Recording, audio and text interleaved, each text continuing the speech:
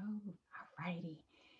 Welcome to Ask the Expert, where we're asking industry leaders about their unique perspectives on how to navigate the most difficult challenges faced by the broader real estate and financial services ecosystem, and also to give you a chance to ask the expert some of the most pressing questions that are on your mind as well. My name is Kristie King, and I'm the Senior Director of Diversity and Inclusion at States Title. And today I'm excited to welcome Tony Thompson, founder and CEO of the National Association of Minority Mortgage Bankers of America, to talk about the topic strengthening diversity in the mortgage industry. Tony founded the National Association of Minority Mortgage Bankers of America, or NAMBA, in 2016 with a vision to positively grow, develop, and improve the industry by introducing women and people of color to the industry and investing in America's youth. He's previously served as Vice President of Growth and Strategy at Silverton Mortgage Specialist, where he ensured the company focused on finding the right people to take the business to the next level. Welcome, Tony. Well, first of all, thank you, Kristie. It is a pleasure to be here today, and shout outs to the state's title leadership team for having me to be a part of this event today. Thank you. Thank you. So, Tony, the NAMBA, or the National Association of Minority Mortgage Bankers of America, is a national trade association dedicated to the enrichment and betterment of people of color and women who work in this industry. Can you give us just a bit more, like a deeper overview of exactly what NAMBA is and also what inspired you to begin the organization? Yeah, absolutely. And first of all, even though it says the National Association of Minority Mortgage Bankers of America, aka NAMBA, one of the things I like to make sure people know and understand about our organization is NAMBA is all inclusive. In fact, 25% of our members are white because we really do one thing for the industry, for professionals who are in the industry, and for companies. And what we do is we help provide training, education, and professional development so that we can help people grow their careers, we can help them perform better on their jobs, and most importantly, we can help them impact their communities at a larger level, which will also impact their company. And so think of us as the NBA for everyone who doesn't go to the NBA. A lot of times when we have webinars, we're bringing in industry leaders and industry speakers that you may not oftentimes get to hear, or if you want to, know and understand what's going on with Fannie Mae and Freddie Mac, or HUD or FHFA, we like to bring those leadership to our members and to the marketplace so that a processor, a title rep, a attorney, title attorney, they too can hear from industry stakeholders and partners to understand what's impacting our business, but to also grow and develop themselves professionally from a personal development standpoint. So at NAMBA, we focus on providing, and the bulk of our memberships are originations, real estate agents, operations professionals, and then also MI and title like companies and partners like States Title.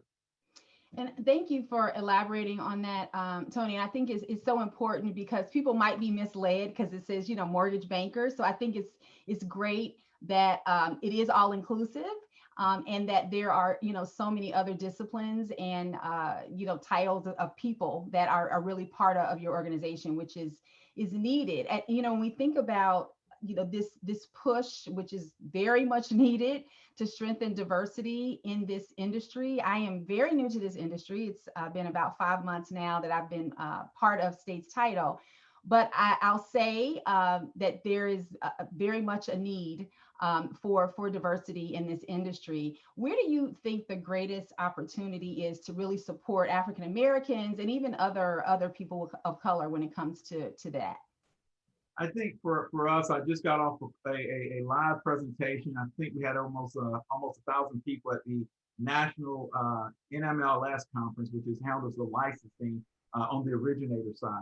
Wow. And one of the things that I talked about was the importance to understand the difference between diversity and inclusion, and how having both diversity means bringing together different people from backgrounds, different perspectives, different experiences, but then including them into what the organization is trying to achieve leads to a greater fulfillment for those involved, i.e. the employees, as well as a greater fulfillment and outcome for the company, i.e. higher turnover, more passion, more commitment. And so for me, I think it's important, Kristie, that one, companies at the top of the house, they truly understand the importance of the value of not only diversity, but making sure there's an inclusive piece. And I know State's Title is doing that. So shout out to the organization and in terms of certainly moving that ball forward. And then conversely, I also talk to employees to say, look, you have a role in this D&I thing as well. Mm-hmm. And what I mean by that is really simple. The more employees become engaged to help make the company better, the better the company becomes, but also the better the employee becomes because they are really collaborating in a true partnership now. So from an employee standpoint, I always made sure, guys, I made a difference in my organization, irrespective of what my title or my role was, contribute to moving your organization forward. Thank you for that, Tony, and thank you for elaborating on the difference between diversity and inclusion. Sometimes those are, because it's said so often, sometimes people think they're synonymous and they really aren't. There is definitely a difference in getting that representation and then making sure that once they are there, they're engaged and there are career opportunities and then there's growth and making sure that people of color and all people feel like they're a part of the organization. So I appreciate you stressing the difference in that and the role that the employee plays too, because sometimes that is forgotten. A lot of times people are talking about the company and the employer, and that employee piece is very important too. I want to talk a little bit about home ownership. So African Americans have some of the lowest percentages of home ownership in the U.S. According to the Census Bureau, the first quarter of 2020, 44% of Black families owned their homes compared to over 73% of white families. So we're talking about a 30% gap between Black and white home ownership in the U.S. Why is there such a large gap in this ownership, and what's the current state of housing for African Americans? I at Namba, this is something that we're very passionate about, which is why we focus on training, educating, and developing professionals who are in our industry. But then also the second part of our mission is to introduce and connect young people to this industry and provide them with financial literacy education. The latter part, financial literacy, is so important in communities of color. It's so important in communities, period. I don't care if you have a white high school pupil or a Latino or an African American or a Native American, go into any high school in America and ask them, what do you need to do? What is your FICO score? Have they ever heard of a FICO score? Yeah. Or do they know what it takes to purchase a home? And they will probably look at you like you're from Mars.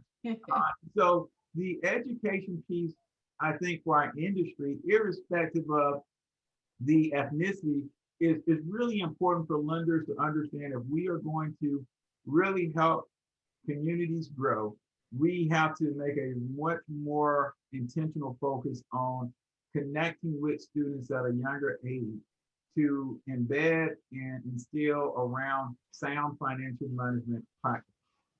Secondly, though, from an opportunity standpoint, if we take a look at the numbers that you spoke about earlier and you look at the Latino home ownership rate, which is somewhere around the 47, 48%, what that says to me from a business perspective is there's an opportunity for companies to do good by doing good. And what we mean by that is we can actually move the dial where there are significant gaps in Latino, Asian, African American home ownership. We as an industry, companies like State's Title, can actually help close that gap and make the communities that they do business in even more vibrant and more successful, while also at the same time growing the overall goals and objectives and achieving those goals and objectives for the organization.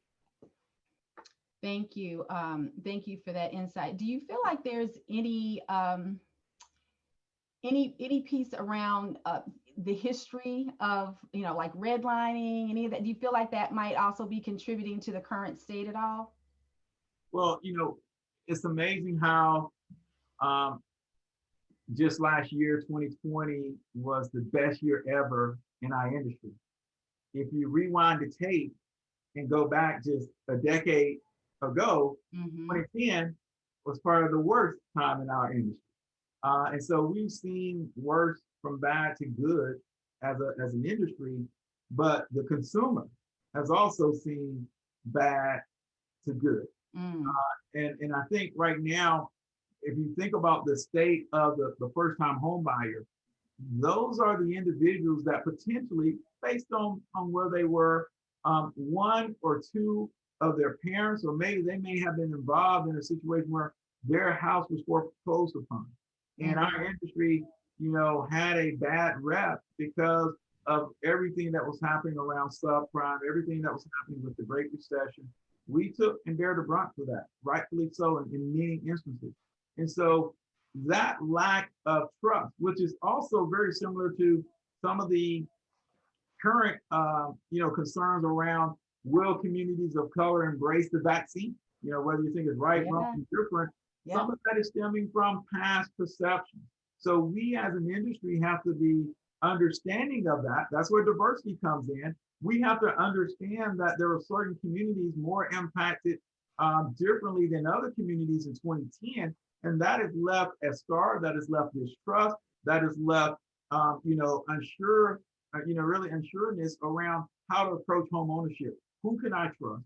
What Right. can I trust? Because I saw what happened to my neighbor, Yeah. my aunt, my uncle, my mom, my dad, my grandfather. And so we have to understand that we have to increase our level of engagement as well as our level of making sure that we can help the consumer understand that we're here for their best interest. Thank you. Thank you for that insight. So we have a new administration. The new Biden administration has made the issue of housing inequality a priority, acknowledging the role of federal, state, and local governments in creating and implementing, racist housing policies, just like we just talked about, for quite some time. What are you seeing done on a federal, state, and local level that will help support communities of color and others to really break down this housing inequality?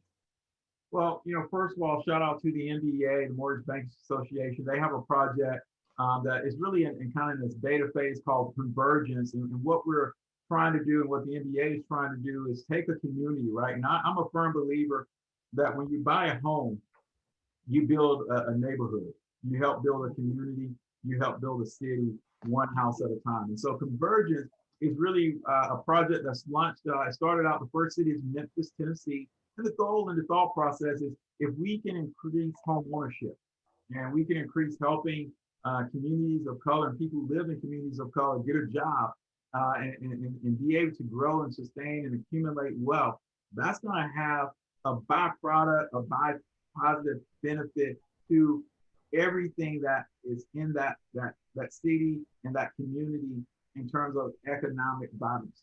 And so, one of the things that I think is important for companies to understand, irrespective of the administration, but certainly I think you'll see a little bit more questions and certain focus on, are lenders doing quote unquote the right thing Mm-hmm. to the consumer with the current administration versus the previous administration. However, when I talk to leaders and when I talk to organizations, what I tell them is really simple. If we had a vaccine that could, positively impact a COVID-19 patient, would we give it to them? And most companies would say yes. Mm-hmm. So if we know that home ownership is good for everyone, and home ownership can increase communities, make them safer, help and build stronger neighborhoods, why would we not want to try to help make that happen? And Yeah. so my comment to leaders is it is better to be proactive than reactive. And that's what we try to do here at Namba is help companies leverage diversity as a competitive advantage. I love it. I love it. And that's a perfect analogy. A perfect analogy. So, you know, speaking of, we're talking about kind of lenders. We know how important it is for lenders to really better understand communities of color, and now we're specifically talking about African American communities when lending to them. What is the importance of marketing and technology when it comes to engaging the African American market, and how important is that, for instance, to kind of simplify and localize the mortgage process to this community, and what are some of maybe even some of the misconceptions that are often seen there? Yeah, first of all, I think it's very important for lenders to understand that every demographic within the multicultural market is different. Mm-hmm. And so what I mean by that is you're going to need to think about a omni-channel approach of how you approach the Latino market Mm-hmm. versus the Native American market versus the LGBTQ market versus the Latino and African American market. The other piece is, um, you know, don't take this the wrong way, but not all Black people are the same. So, at the end of the day, just because you Say have it. one Black person and you're getting one Black perspective, that doesn't necessarily equate to everybody is Right. going to feel that way. Exactly. So from that, I think it's really, really important for companies to understand that we are really in an evolving, changing environment where it's going from being very broad stroke to really getting to know your customer. And so Mm-hmm. it becomes more important to have a marketing strategy, a playbook where you truly connect to how the customer wants to connect, how the customer wants to feel. And and I'll give you one last example really quick. I think most people, Kristie, know that February is recognized as Black History Month. I think Mm-hmm. we would say that 9 people out of 10 Mm-hmm. know that. However, we have, there was one I saw recently out on LinkedIn. There was one company who put up a LinkedIn post and they had their company logo.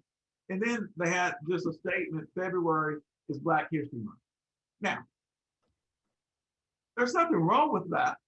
However, like I said, you have to understand, like, dude, I think everybody knows February is Black History. You know, there could have been another way you could have connected and resonated with that segment if you were trying to say, hey, we support Black history, or hey, we support, Latino, Hispanic Heritage Month. Hey, we support women. Next month, March is Mm-hmm. Women's International Month. Mm-hmm. So don't just put up a logo and a picture of a woman and say Happy Women's International Month. You gotta, you will piss off a lot of women by doing that. And so it is important that companies understand, and the way that they can understand is have diversity embedded in that. Have diversity throughout the organization so that, again, those unintended consequences. I'm sure the company was trying to do a good thing. Sure, absolutely. I'm also positive that there are probably some people of African American descent that probably saw that and probably were a little bit offended. Like, dude, I already know February is Black History. Like, what else you got? And so it's really important that companies understand that. Very, very good. That's a wonderful statement. And it's about, this is not cookie cutter. So, being willing to roll up your sleeves and develop these very specific strategies. That's how you get ahead. Yeah. So are you, or is Namba partnering with or supporting any efforts like with lending organizations on education and training? Is that something that your organization is involved in too? Yeah, so part of our second mission, again, our mission 2025, which is to connect college students to careers in our industry and provide them with financial literacy. Our Mm-hmm. goal is through partners like States Title. We have a vision to launch chapters on college campuses over this next decade. And then from there, we want to go into high school. When I was in high school, we had something called the Future Business Leader of America.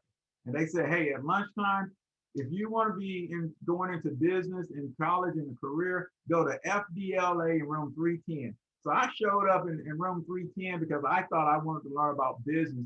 We want to do the same thing, very similar to junior achievement. We want to go all the way down to the high school level and have clubs so that students can learn about home ownership. They can understand the importance of financial literacy and build that skill set early on so that ultimately, Kristie, they can come out and own a home much sooner to help close the gap.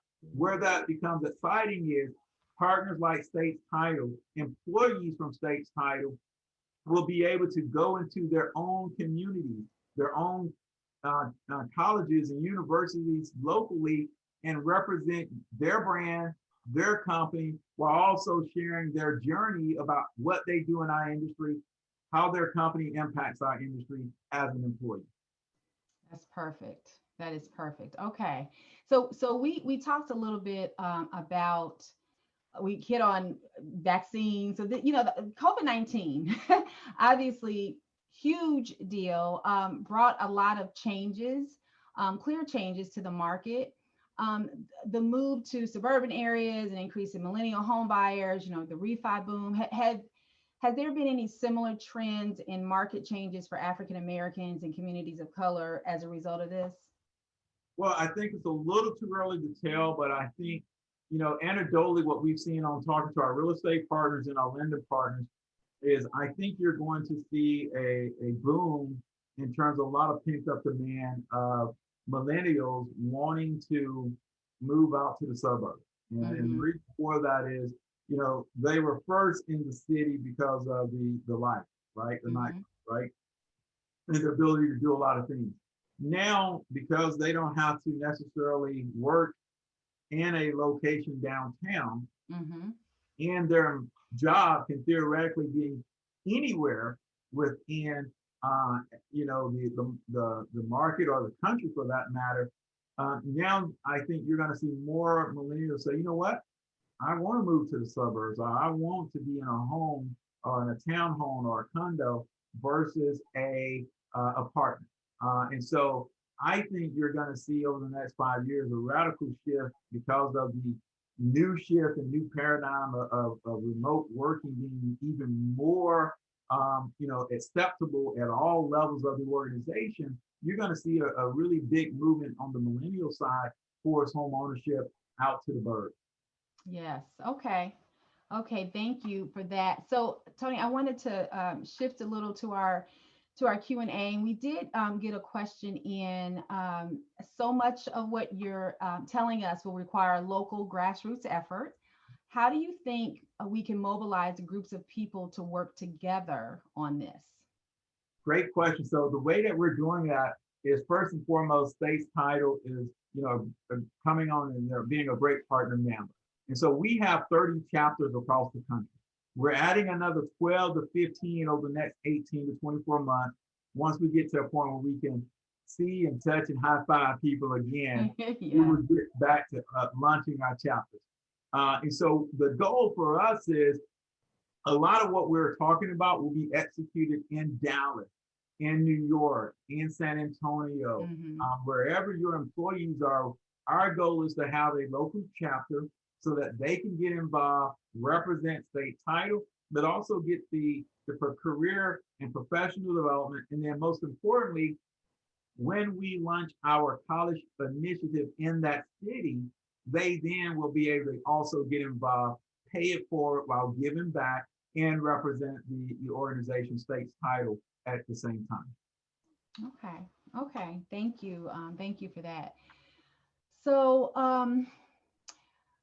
thinking more towards the future, what do you hope things will look like in 5 to 10 years from now for the African American community, maybe other communities of color, women in this industry? What progress do you hope is achieved? We started Namba 5 years ago, as I was sharing with the audience before this. one of the primary reasons was every time I would walk into a conference, there would be literally hundreds of people in the room. And then for the most part, there would be one or two people of color, one or two females. Yes. And, other than the wait staff, no one that looked like me. Mm-hmm. And so my goal and my vision is that we at Namba want to help companies understand how to leverage diversity as a competitive advantage by including everyone and benefiting from the leadership, by benefiting from the diversity of thoughts and ideas and experiences that they bring to the table. So when I look out over the next 5 years, we want to see more women in leadership positions. Mm-hmm. We want to see more people of color in leadership positions. But in order to do that, we first have to help train those leaders. We first have to help find those leaders, and we first have to help seek out those leaders and cultivate that talent. And Namba is here to help companies and employees. I have my CMB designation. I wasn't forced to do that, but as I tell people all the time, whatever job you're in, be the best person of that. So I made a commitment to myself. This is the industry I'm going to be in until the day I die. So I want to be the best at it. So whether you're a title agent, whether you are an attorney, whether you are working in the processing and the operations side, whatever your role is at this point in time, leave your mark on your company, help impact your company. But what you will also find is when you invest in you and when you invest in your own professional development, you also impact so many other people. And that's, a true testament, because I never dreamt that I would be having an organization like this. Matter of fact, I sit on nonprofit boards. I hate nonprofits. Guess what? We're right here with Namba. And so you never know when you can be an impact to your company, to your industry, and to your community, but you first have to commit to becoming better. Perfect. Perfect. Perfect. Tony, I want to thank you so much for taking the time to talk with us today. Your insights and your experience are, extremely valuable, and your mission, the mission of Namba and all the work that you're doing, especially investing in the youth and the financial literacy, and all those pieces are so important when we think about kind of closing this gap in our industry and bringing more people of color and women to the industry. It's laudable, and it certainly is needed. So we really appreciate you being with us today for Ask the Expert. We also want to thank everyone, our audience members, for joining us today for Ask the Expert series. And we hope to see you next time. Thanks again so much, Tony. Absolutely. Thank you, Kristie. Enjoy it. Take care, guys.